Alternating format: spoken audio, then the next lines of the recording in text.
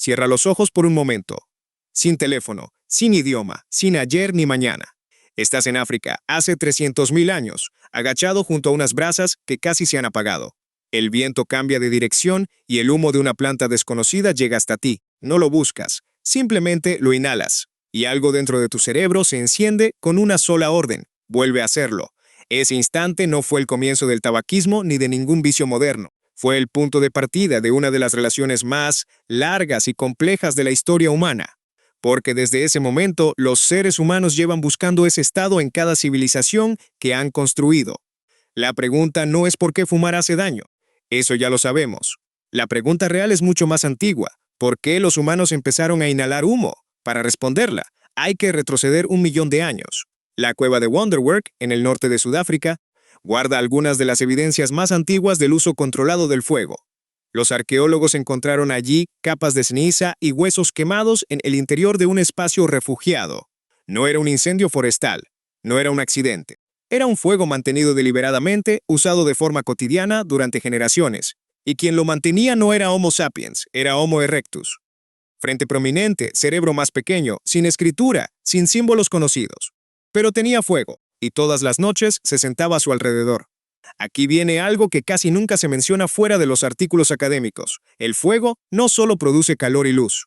Cuando la materia orgánica arde, libera compuestos químicos, alcaloides, terpenos, moléculas volátiles que flotan en el humo. Algunos son inofensivos, otros no. Y algunos son profundamente psicoactivos. Los primeros humanos no elegían sus campamentos por las plantas que crecían alrededor. Elegían por el agua, el refugio, la seguridad. Eso significaba que la madera que alimentaba el fuego podía venir de cualquier planta cercana. Y algunas de esas plantas contenían sustancias que ningún cerebro humano había procesado antes. La primera vez que ocurrió, nadie entendió qué pasaba. Alguien simplemente se sintió diferente, más ligero, extraño, quizás asustado. No había explicación posible, pero sí había algo más. Nuestros ancestros eran nosotros sin el conocimiento acumulado. Observaban, conectaban causas con efectos, y en algún momento alrededor de alguna hoguera, alguien lo relacionó. Esa planta, ese humo, esa sensación. No fue una decisión ni un plan, fue un accidente observado por una mente curiosa, y ese accidente podría ser uno de los momentos más decisivos de la historia humana. Pero el humo no era lo único que el fuego estaba haciendo con el cerebro humano. Había algo más ocurriendo cada noche, algo que los investigadores descubrieron hace relativamente poco. El fuego no solo nos alimentó ni nos protegió, cambió la manera en que dormimos. Antes del fuego, nuestros ancestros dormían como el resto de los primates, en árboles, en intervalos cortos, siempre en alerta. Dormir era un riesgo. No podías permitirte caer en un sueño profundo cuando algo podía comerte. Pero con llamas ardiendo en el borde del campamento, los depredadores se mantenían a distancia. La oscuridad, que había sido letal, se volvió manejable. Por primera vez en la historia evolutiva humana, un cuerpo podía tumbarse en el suelo y relajarse de verdad. Y algo cambió en nuestra biología. Si este tipo de historia te engancha, dale like a este video y suscríbete al canal para no perderte lo que viene. Seguimos. Los humanos modernos dormimos menos que casi cualquier otro primate. Los chimpancés duermen unas 10 horas. Los orangutanes, cerca de 11. Nosotros, entre 7 y 8. Pero la calidad es completamente diferente. Pasamos mucho más tiempo en sueño REM, la fase profunda vinculada a la consolidación de la memoria, el procesamiento emocional y los sueños vívidos. Investigadores de Harvard propusieron que el fuego causó este cambio. Una vez que dormir en el suelo se volvió seguro, la evolución pudo optimizar la profundidad del sueño en lugar de su duración. Y aquí aparece la conexión que lo une todo.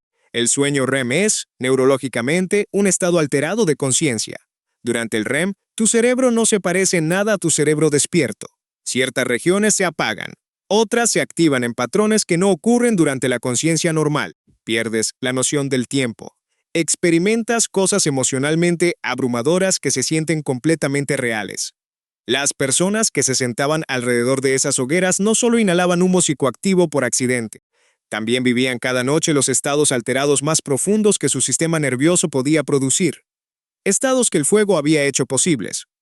Y cuando esas mismas personas despertaban de sueños intensos y vívidos y volvían a sentarse junto al fuego y respiraban ese humo que alteraba su percepción, las dos experiencias se superponían de una manera que se sentía significativa.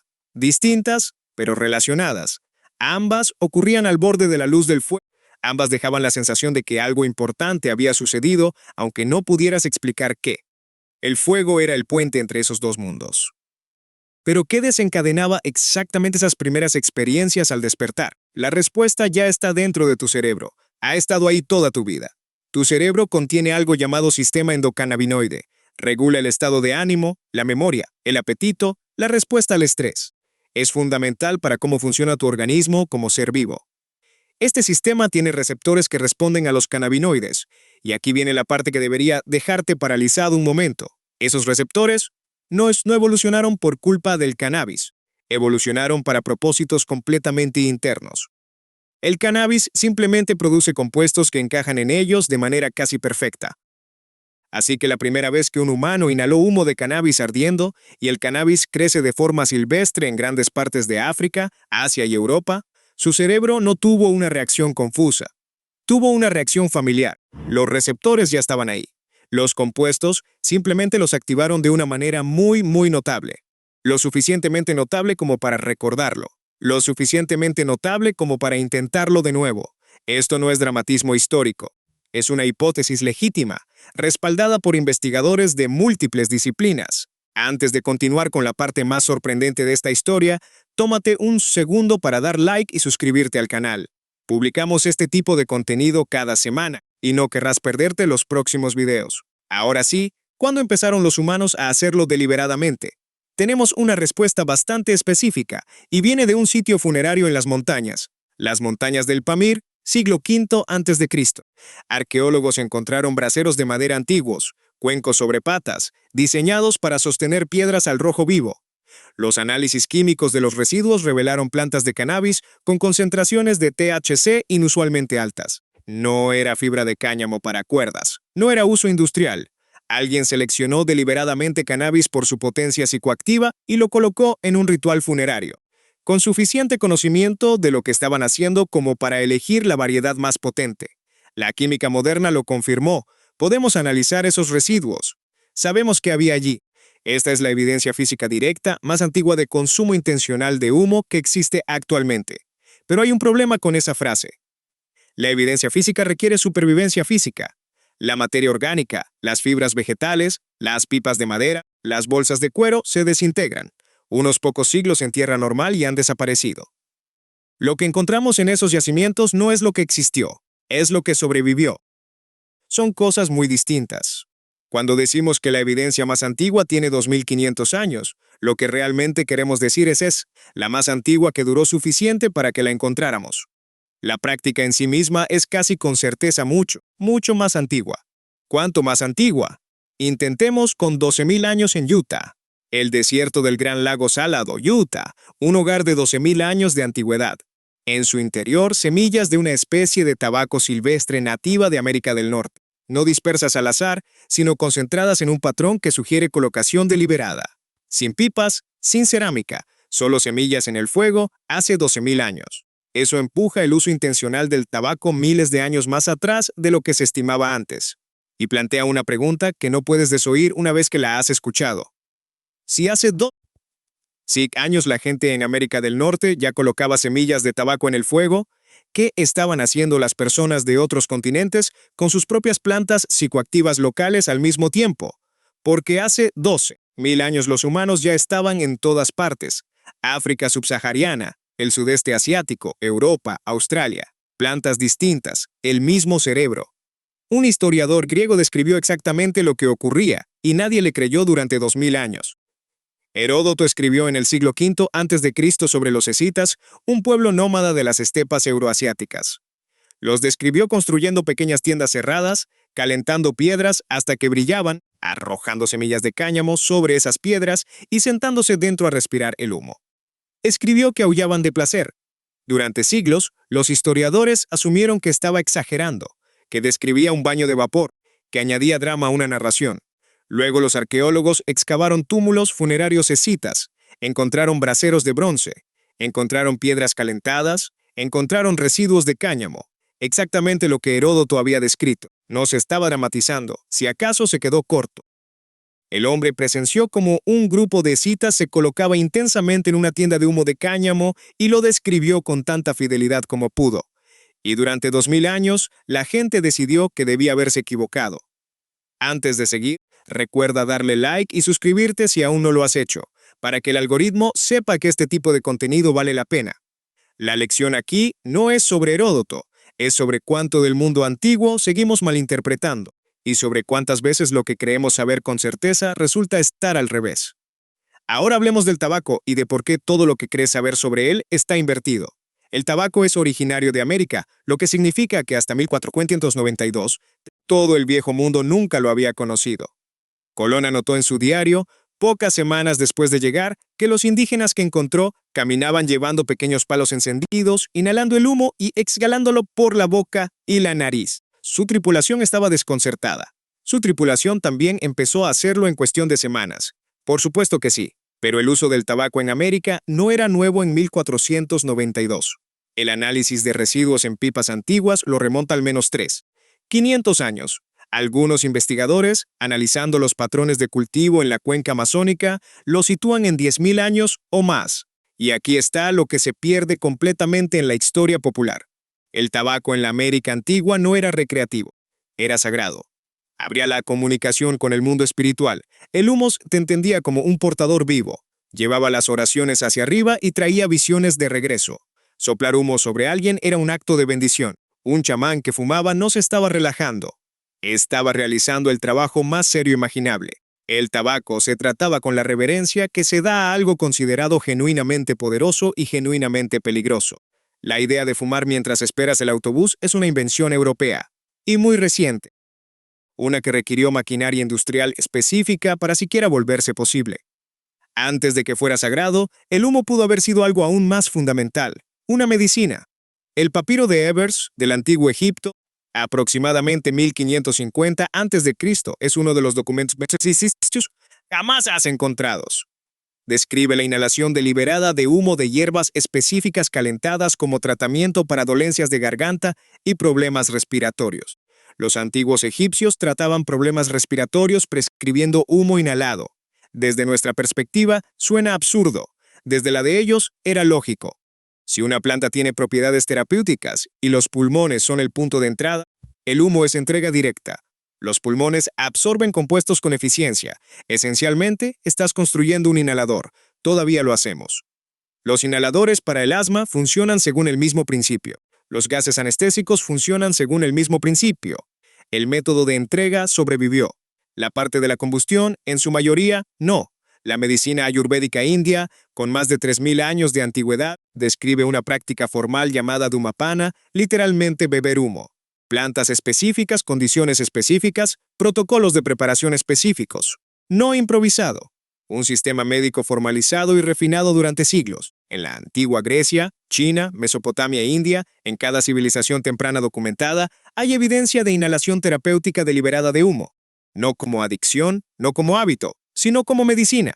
En un mundo sin cirugía, sin antibióticos, sin casi nada que reconoceríamos, un tratamiento que funcionaba a veces lo valía todo. Pero hay una razón más por la que los humanos fumaban y podría ser la más antigua de todas. Los humanos somos animales sociales.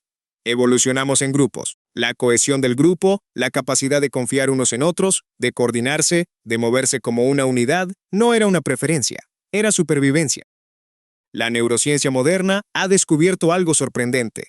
Los rituales compartidos sincronizan la actividad neuronal entre los participantes, aumentan la confianza de manera medible, profundizan la identidad grupal de formas que son bioquímicamente reales, no metafóricas. Cuando un grupo de humanos primitivos se sentaba junto en un espacio cerrado y entraba colectivamente en un estado alterado a través del humo compartido, algo ocurría más allá de lo que los compuestos hacían a los cerebros individuales.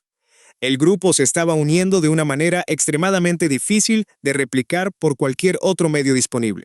La experiencia intensa compartida crea una calidad específica de conexión, vulnerabilidad mutua, confianza mutua, una sensación de identidad que se extiende más allá del individuo. Cualquiera que haya atravesado algo difícil junto a otras personas entiende esto sin necesitar un estudio que lo explique. El círculo ritual de humo no era solo una reunión, era infraestructura social. Era cómo construías el tipo de confianza que te permitía entrar en situaciones peligrosas con otras personas y creer, de verdad creer, que no te abandonarían.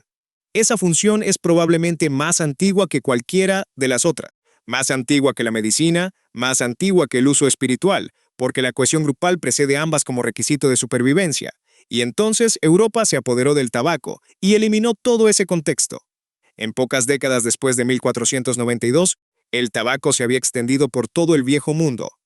En menos de un siglo se comercializaba globalmente, lo que los indígenas americanos habían incorporado a una práctica cuidadosamente gestionada y profundamente ritualizada durante miles de años, fue convertido en manos europeas en un producto de consumo en menos de 4 siglos.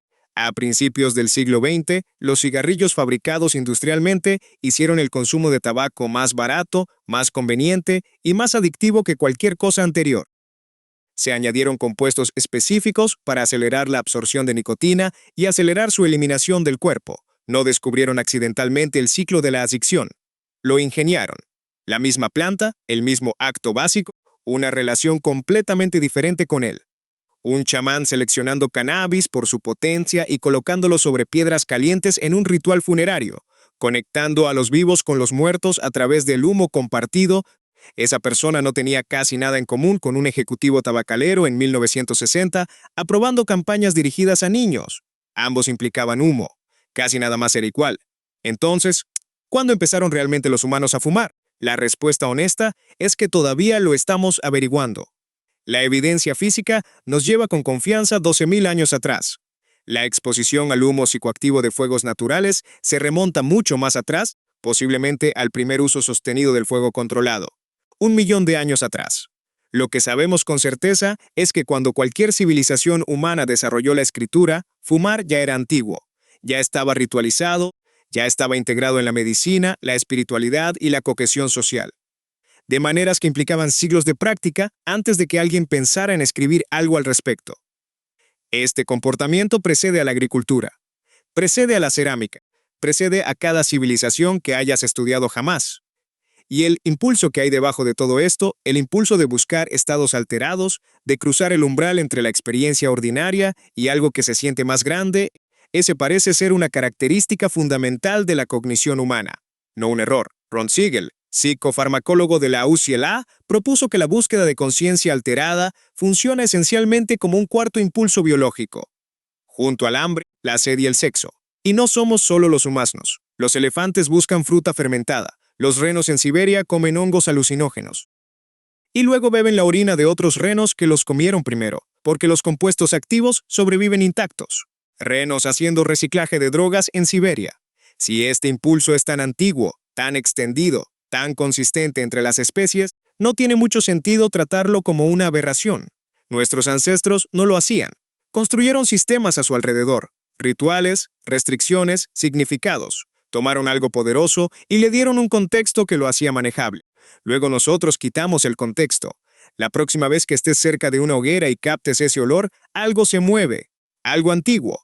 Tu sistema nervioso capta una señal que ha estado procesando durante 100.000 años. Una señal que alguna vez significó calor, seguridad, comunidad. El borde de un mundo que intentaba matarte, hecho brevemente manejable por el fuego. El humo no ha cambiado. Lo que cambió es lo que decidimos hacer con él. Y esa cadena de decisiones, desde la tienda del chamán hasta la máquina de cigarrillos, es la distancia entre algo que ayudó a hacernos humanos y algo que empezó a matarnos lentamente. El mismo fuego. Un mundo completamente diferente. Si llegaste hasta aquí, eres exactamente el tipo de persona para quien existe este canal. Suscríbete si aún no lo has hecho, dale like si este video cambió cómo ves algo. Y nos vemos en el próximo.